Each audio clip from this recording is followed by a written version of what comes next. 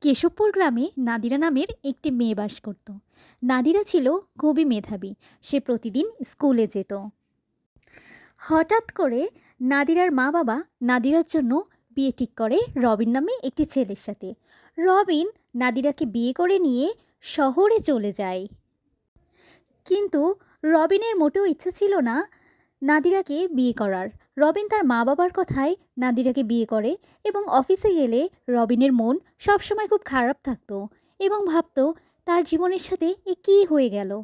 অন্যদিকে নাদিরা খুব মনোযোগ দিয়ে সংসার করতে লাগলো। সে সব রান্নাবান্না সংসার নিজ হাতেই সামলাতো। তার বরকে এবং শাশুড়ি এবং শ্বশুরকে খুশি করার চেষ্টা করত। অপরদিকে রবিন তার শহরে থাকা একটি গার্লফ্রেন্ডের সাথে সময় কাটাতে থাকে। রবিনের মোটেও তার গ্রামের বউ নাদিরাকে পছন্দ ছিল না। নাদিরা একদিন বাজারে যায় বাজার করতে। তার প্রয়োজন ছিল কিছু বাজারীয় সামগ্রী।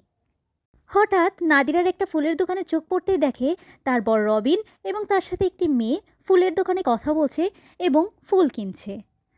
নাদিরা যখন বাড়িতে ফিরছিল তখন দেখল রবিন এবং তার গার্লফ্রেন্ড দুজনে হাত ধরে হাঁটছে। নাদিরা এটা দেখে খুবই কষ্ট পেল এবং কান্না করতে থাকলো।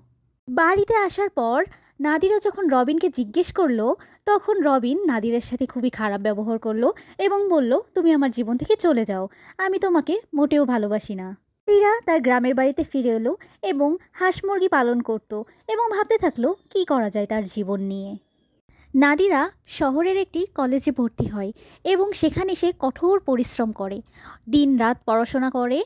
অনেক পড়াশোনা করার ফলে নাদিরা এক পর্যায়ে ডাক্তারিতে চান্স পায়।